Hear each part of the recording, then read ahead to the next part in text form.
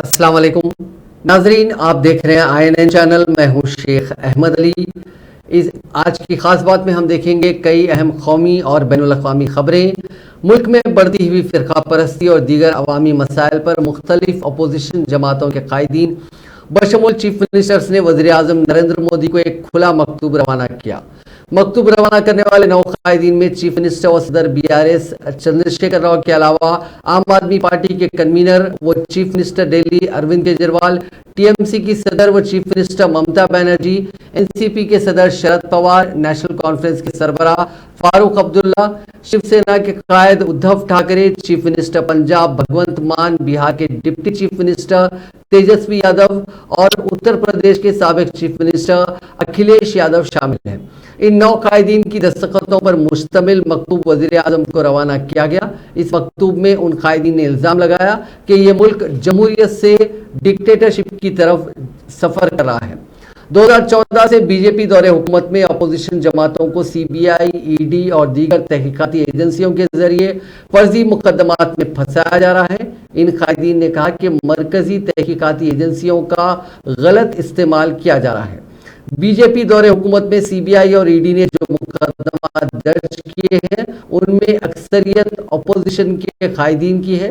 दिल्ली शराब मामले में साबिक डिप्टी CM मनीष सिसोदिया की गिरफ्तारी की इन कायदीन ने मजम्मत की और इस वाक़े पर उन कायदीन ने वज़ीर आज़म के नाम ये मकतूब जारी किया। उन कायदीन ने निशानदही की कि बीजेपी में शामिल होने वाले अपोजिशन जमातों के कायदीन के खिलाफ दर्ज मुकदमात की तहकीकात सुस्त रवि से चल रही है, जिसकी कई मिसालें भी पेश की गई, जिनमें शारदा चिट फंड स्कैम में कांग्रेस के साबिक कायद का केस, मौजूदा आसाम के चीफ मिनिस्टर हेमंत बिस्वा शर्मा पर CBI और ED की जानिब से 2014 और 2015 में दर्ज मुकदमात की तहकीकात, नारदा स्टिंग ऑपरेशन केस जिसमें TMC के साबिक कायद को पकड़ लिया गया था जो फिलवक्त बीजेपी में है। इस तरह मुख्तलिफ केसेस की इन कायदीन ने मिसाल दी। उन्होंने कहा कि जमहूरी अंदाज में मुख्तलिफ हुकूमतों में गवर्नर की मुदाखलत बेजा है। हिजाब पहनने वाले तुलबा को 9 मार्च से शुरू होने वाले दूसरे प्री यूनिवर्सिटी कोर्स PUC इम्तिहानात में शिरकत की इजाज़त नहीं होगी। कर्नाटका के वज़ीर तालीम BC नागेश ने इतवार को ये बात कही। उन्होंने कहा कि गुज़िश्ता साल की तरह इस साल भी तुलबा को यूनिफॉर्म पहनकर इम्तिहान देना होगा। हिजाब पहनने वाली तालिबात को इम्तिहान में शिरकत की इजाज़त नहीं होगी, उसूलों पर अमल करना होगा। उन्होंने कहा कि तालीमी इदारे और हुकूमत तयशुदा उसूलों के मुताबिक काम कर रहे हैं।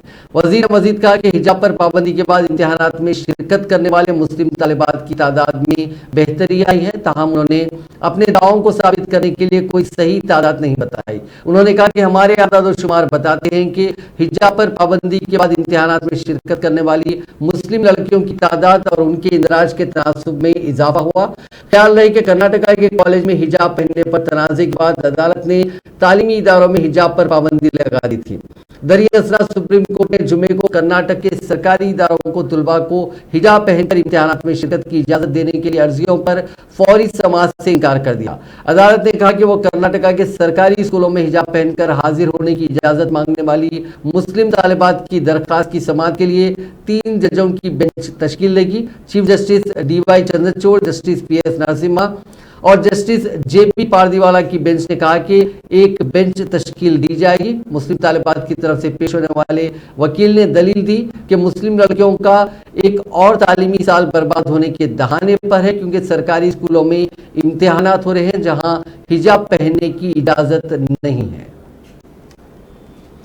तमिलनाडु पुलिस ने इतवार को रियासती बीजेपी के सदर के अन्नामलाई पर मुकदमा दर्ज किया है। बीजेपी के रियासती सदर के खिलाफ ताज़ीराती हिंद की दफा 153 और मुख्तलिफ दफात के तहत मामला दर्ज किया गया है। क़ब्ल अन्नामलाई ने कहा कि हुक्मरान DMK और उसकी इत्तेहादी रियासत की सूरत हाल के लिए जिम्मेदार है। मुकदमा दर्ज होने के बाद रियासती बीजेपी सदर के अन्नामलाई ने एक ट्वीट में तमिलनाडु पुलिस को चैलेंज किया कि वो अगले 24 घंटों के अंदर उन्हें गिरफ्तार करके दिखाए। बीजेपी कायद ने कहा कि आपको लगता है कि आप झूठे मुकदमा दर्ज करके जमहूरियत को दबा सकते हैं, मैं तुम्हें 24 घंटे देता हूं, मुझे छूने की हिम्मत करो। एक अखबार के एडिटर के तौर पर अपना ट्विटर प्रोफाइल में खुद को सहाफ़ी बताने वाले बिहार बीजेपी के तर्जुमान प्रशांत और सोशल मीडिया से जुड़े शुभम शुक्ला और युवराज सिंह राजपूत पर तमिलनाडु पुलिस ने तारिकीन वतन पर हमलों की अफवाहें फैलाने के इल्जाम में आईपीसी की मुख्तलिफ दफात के तहत मुकदमा दर्ज किया। वहीं बिहार से अफसरान की एक टीम बिहारी मजदूरों पर हमले की खबरों की जांच के लिए रियासत के तिरुपुर पहुंच गई। तिरुपुर के डीसीएस विनीत ने कहा कि बिहार हुकूमत के अफसरान की एक टीम ने आज तिरुपुर का दौरा किया। उन्होंने तमाम स्टेक होल्डर्स बशमूल यूनियन मेंबरान, ट्रेड यूनियंस और दीगर एसोसिएशंस के साथ बातचीत की। डीसीएस विनीत ने कहा कि खबरें फैलाई जा रही हैं कि तारिकीन वतन पर हो रहे हमलों की वजह से लोग यहाँ से जा रहे हैं। उन्होंने कहा कि ज्यादातर लोग होली का त्योहार मनाने के लिए अपने घर जा रहे हैं। तिरुपुर के एसपी शशांक साई ने कहा कि सिटी पुलिस इंतजामिया ने जिला पुलिस इंतजामिया के साथ मिलकर उन मीडिया हाउसेस और चैनल्स के खिलाफ एफआईआर दर्ज की जो जाली खबरें फैला रहे हैं। एशियानेट न्यूज के कोची दफ्तर में केरल पुलिस ने इतवार के रोज छापा मारा। ये कार्रवाई एमएलए पीवी अनवर की शिकायत के बाद की जा रही है। एमएलए ने इल्जाम लगाया था कि एशियानेट ने नाबालिग लड़की का इस्तेमाल कर फर्जी खबर तैयार की और उसे फैलाया। मामले में पुलिस ने जालसाजी, पॉक्सो समेत कई सेक्शंस में केस दर्ज किया है। छापेमारी के बाद से अभी तक पुलिस का बयान सामने नहीं आया। वहीं एशियानेट न्यूज के प्रेसिडेंट राजेश काला ने कहा कि पुलिस मनगढ़ंत मामले में छापेमारी कर रही है। उन्होंने कहा कि हमें धमकाने की कोशिश की जा रही है। हमारा न्यूज ग्रुप इसके खिलाफ कानूनी कार्रवाई करेगा। महाराष्ट्र में औरंगाबाद का नाम बदलकर छत्रपति संभाजी नगर करने के खिलाफ ऑल इंडिया मजलिस इत्तेहादुल मुस्लिमीन के एमपी इम्तियाज जलील की गैर मुअय्यना भूख हड़ताल का इतवार को दूसरा दिन था। गौरतलब है कि रियासत और मरकजी हुकूमत ने औरंगाबाद जिले का नाम तब्दील करके छत्रपति संभाजी नगर करने का फैसला किया। इस फैसले के खिलाफ जलील ने हफ्ते से जिला कलेक्टर ऑफिस के सामने गैर मुअय्यना मुद्दत की हड़ताल का आगाज किया। इम्तियाज जलील का कहना है कि वो औरंगाबाद के रुकने असेंबली थे और रहेंगे। उन्होंने माफ कीजिएगा, रुकने पार्लियामेंट थे और रहेंगे। उन्होंने कहा कि मैं औरंगाबाद में ही पैदा हुआ था और यहीं पर मरूंगा। दरअसल सीनियर शिवसेना लीडर चंद्रकांत खैरे ने इम्तियाज जलील से तारीख का मुताला करने को कहा और इल्जाम लगाया कि वो शहर का नाम तब्दील करने के नाम पर सियासत कर रहे हैं। इस दरमियान बीजेपी के सिटी सदर शिरीष बोरालकर ने कहा कि इससे एक बार फिर साबित हो गया है कि एमआईएम मुगल और निजामों की वारिस है। उसका विरोध जताने आप देख रहे हैं कि कितने सारे लोग यहाँ पर इकट्ठा हुए हैं। हम सरकार को ये पैगाम देना चाहते हैं कि अगर हमारे शहर के बारे में फैसला है तो शहर के लोगों की भावना क्या है वो भी समझने की जरूरत है और उसे समझते हुए आपने अगर फैसला लिया होता तो ज्यादा बेहतर होता है। ये लोकशाही है, यहाँ पर कोई लोकशाही नहीं है। राज्य सरकार और केंद्र सरकार के हिसाब से कोई फैसले ले ले और खामोशी से हम स्वीकार कर। बाबा साहब अम्बेडकर ने संविधान ने मुझे इख्तियार किया है कि मैं शांतिपूर्ण तरीके से इसका विरोध कर सकता हूँ। यहाँ पर हम किसी राजनीतिक पक्ष के बैनर से नहीं आए हैं। तमाम राजनीतिक पक्ष, तमाम संगठनों और एक सामान्य औरंगाबाद शहर के हैसियत से हम सब लोग यहाँ पर इकट्ठा हुए हैं सरकार के इस फैसले का विरोध करने के लिए।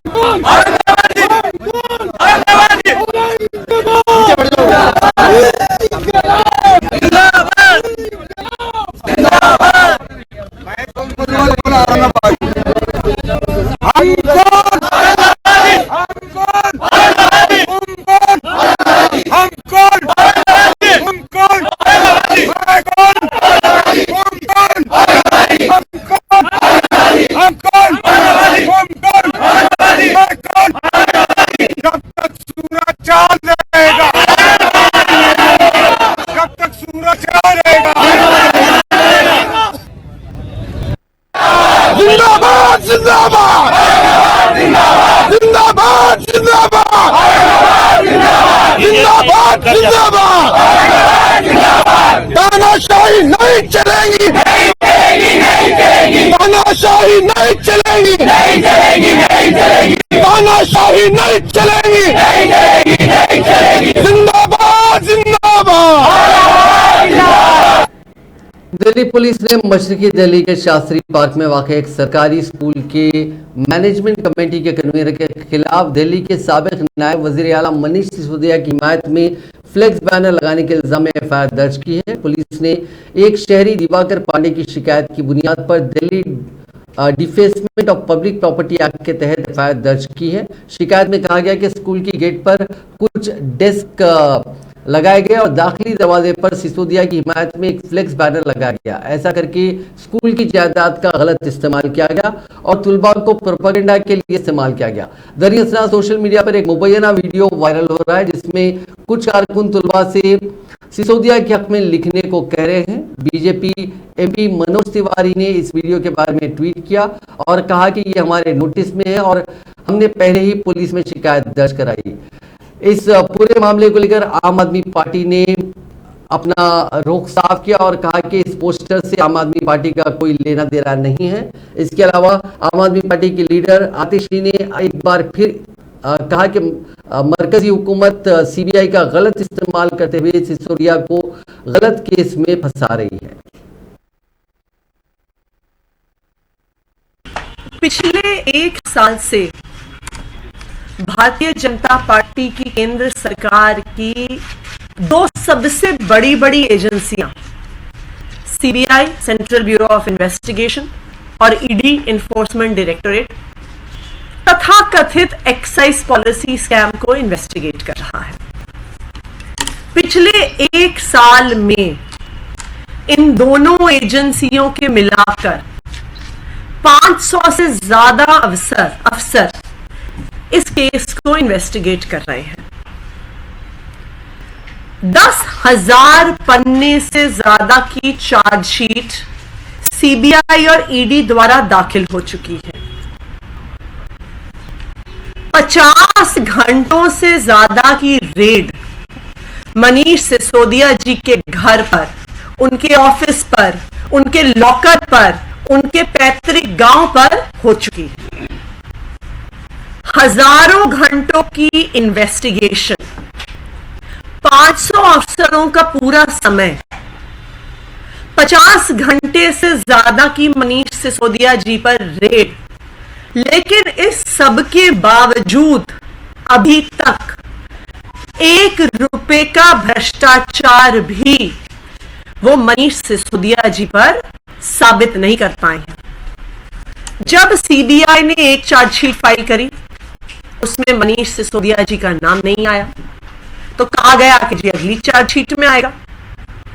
फिर सीबीआई ने सप्लीमेंट्री चार्जशीट फाइल करी, सप्लीमेंट्री चार्जशीट में भी नाम नहीं आया तो कहा गया कि नहीं ईडी की चार्जशीट में आएगा। फिर ईडी ने भी अपनी चार्जशीट फाइल करी, ईडी की चार्जशीट में भी मनीष सिसोदिया जी का नाम नहीं आया। क्यों नाम नहीं आया?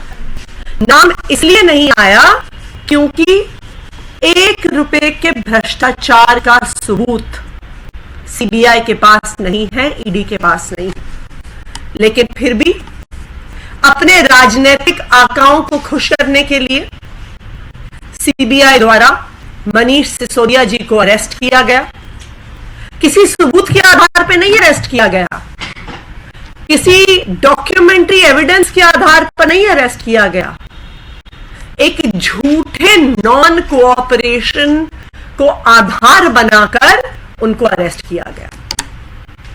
और अब जब 6 दिन से उनको सीबीआई की कस्टडी में रखा गया है, पुलिस कस्टडी में रखा गया है, तो अब उनको मेंटली टॉर्चर किया जा रहा है।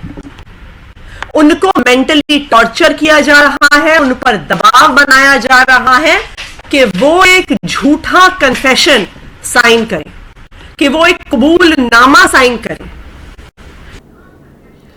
कर्नाटक लोकायुक्त ने रिश्वत सताने के अहम मुलजिम बीजेपी के रुकन असेंबली मुदुल वीरोपक्षा को गिरफ्तार करने के लिए डिप्टी सुपरिंटेंडेंट की सरबराही में 60 टीमें तश्कील दी हैं। जराये ने बताया कि टीमों ने रियासत भर में ट्रैकिंग और सर्च ऑपरेशन शुरू कर दिया है। जराये ने यह भी बताया कि टीमों ने बेंगलुरु और दावनगिरी शहरों में मुख्तलिफ मकामात पर तलाशी ली। इसके साथ ही एमएलए को लोकायुक्त पुलिस के सामने पेश होने का नोटिस जारी करने की भी तैयारियां की गई। ये नोटिस मुलजिम रुकन असेंबली की बेंगलुरु में वाक़ रिहायशगाह, दावनगिरी एमएलए की रिहायशगाह और Karnataka soap and detergent limited के दफ्तर को भेजा गया।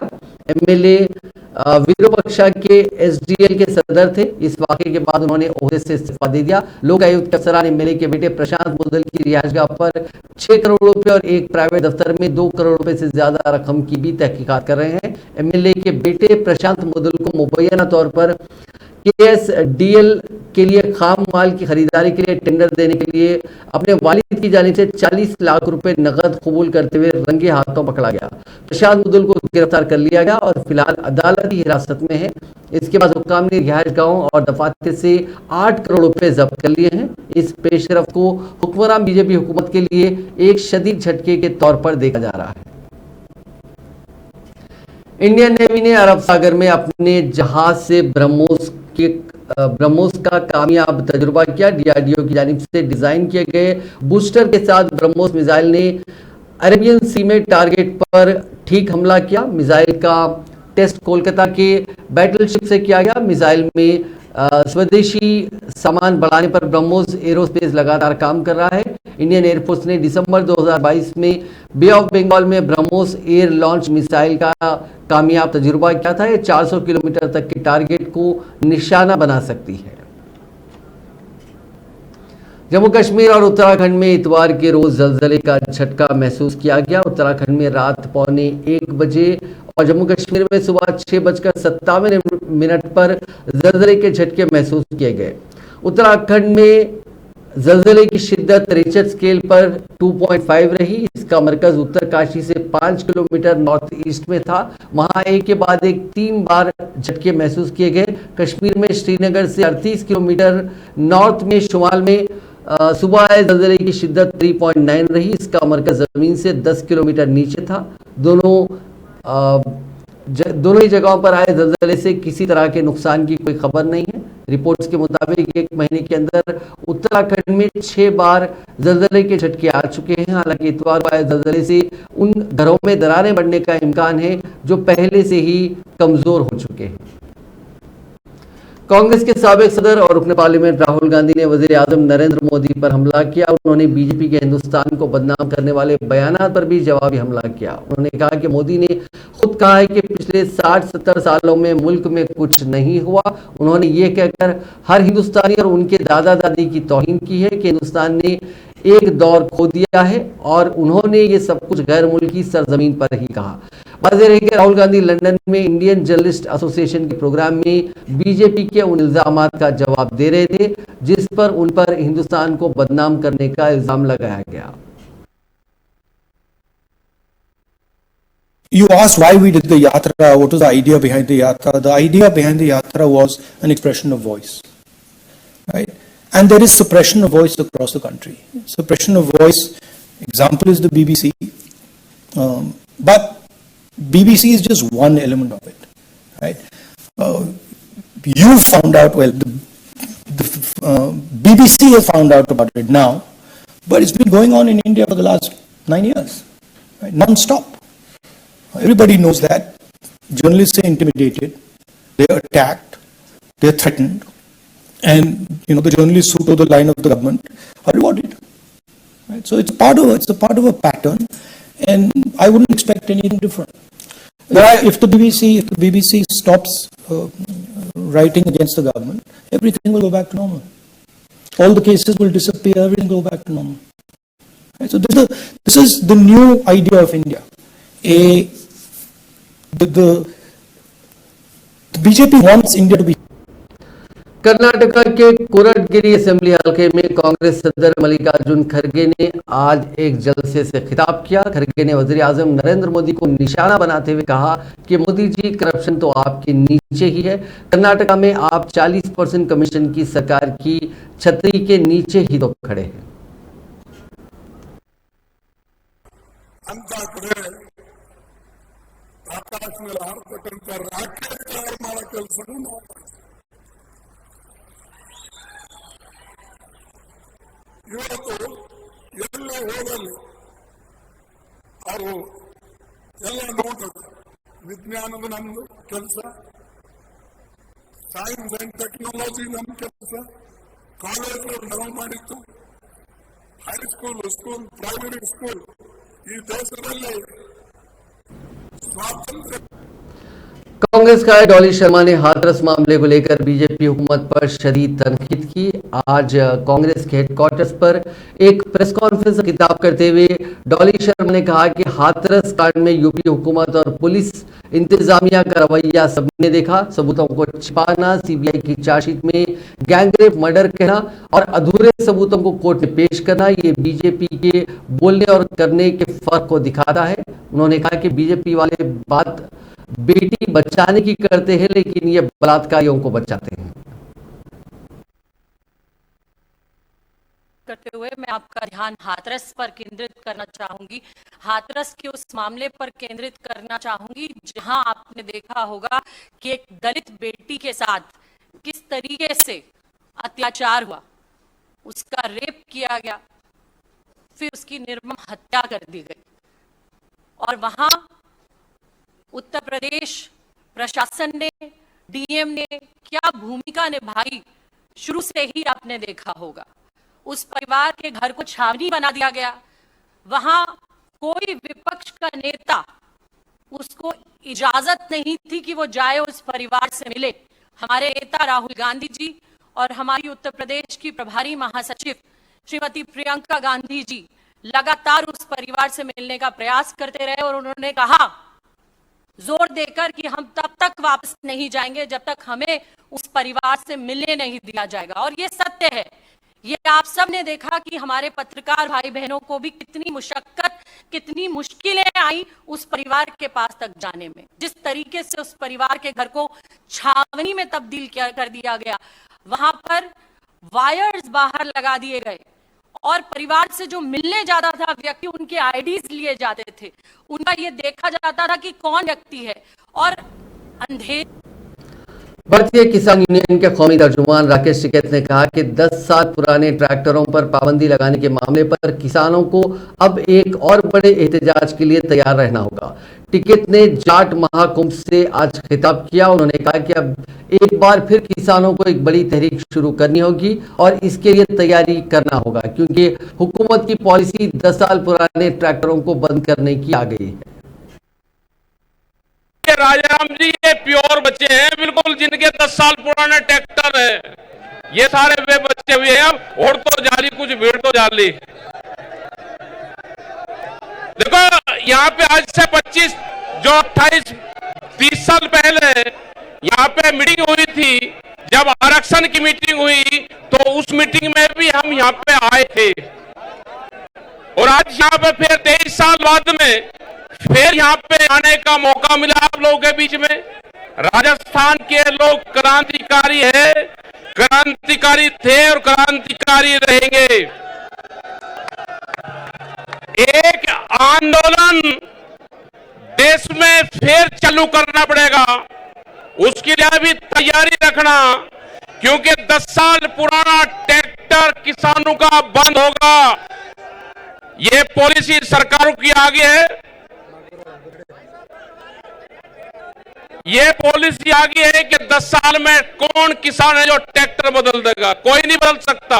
पंपिंग सेट, जनरेटर, गाड़ियां, तो एक बड़ा आंदोलन फिर किसान के मंच पे होगा। और यहाँ पे राजस्थान वाले उसमें यहाँ पे समाज के लोग ही उस मोर्चे को संभालने का काम करेंगे। फिर वो मोर्चा किसानों का भी होगा और समाज का भी होगा। दोनों एक ही चीज है, कोई अलग अलग नहीं है।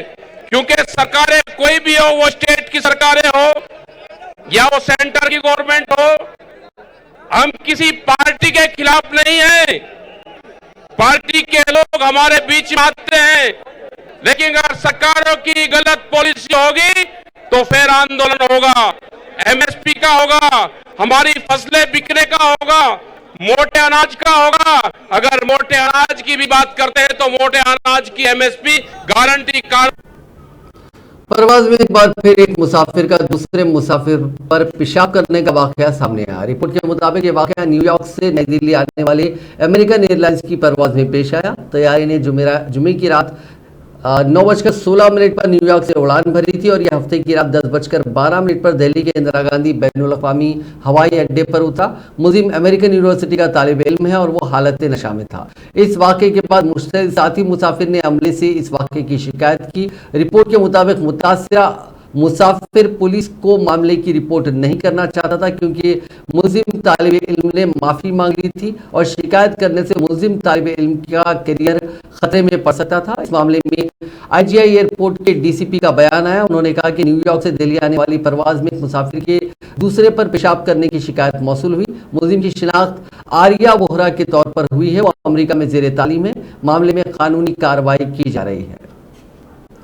पाकिस्तान पुलिस इतवार के रोज तोशाखाना मामले में साबिक वजीर आजम इमरान खान को गिरफ्तार करने उनके घर पहुंची। इस्लामाबाद पुलिस ने ट्वीट कर बताया कि जब एसपी उनके कमरे में पहुंचे तो इमरान वहां मौजूद नहीं थे। इसके चंद घंटों बाद ही इमरान खान ने लाहौर में अपने हामियों को मुखातिब किया। उन्होंने कहा कि पाकिस्तान इतना जलील कभी नहीं हुआ था, हमारा प्राइम मिनिस्टर भीख मांगता घूम रहा है। इमरान ने अपने हामियों से कहा कि आप मेरे टाइगर्स हैं, मैं कभी किसी के सामने नहीं झुकूंगा, हम सिर्फ अल्लाह के सामने झुकने वाले लोग हैं।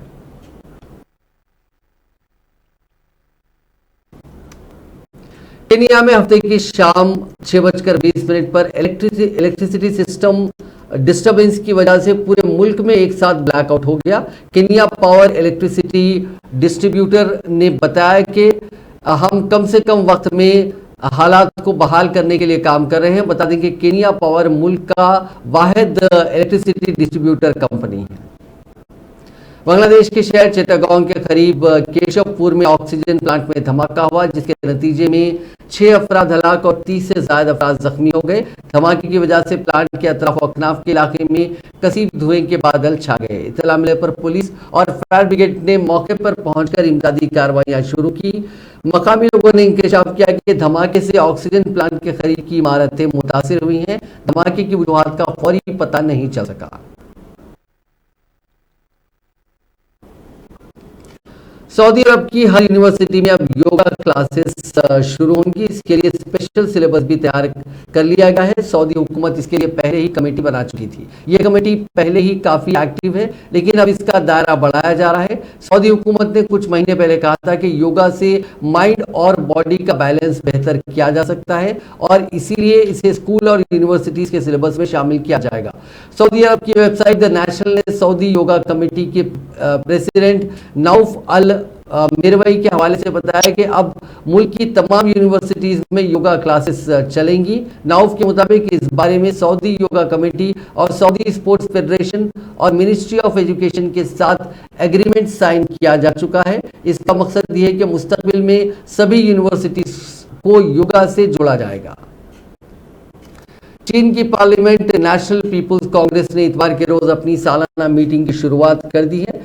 सदर शी जिनपिंग ने इसके ओपनिंग सेशन में हिस्सा लिया। मीटिंग में शी जिनपिंग के तीसरी बार सदर बनने पर मोहर लगेगी, जिससे उनकी ताकत और ज्यादा बढ़ जाएगी। ये मीटिंग हफ्ते भर तक जारी रहेगी, जिसमें चीन की हुकूमत में बैठे वुज़रा के तबादले किए जाएंगे। साथ ही कई दूसरे अपॉइंटमेंट्स होंगे। रिपोर्ट के मुताबिक इस मीटिंग में शी जिनपिंग का टर्म तीसरी बार बढ़ाया जाएगा, जिससे चीन में उनकी ताकत को और मजबूती मिलेगी।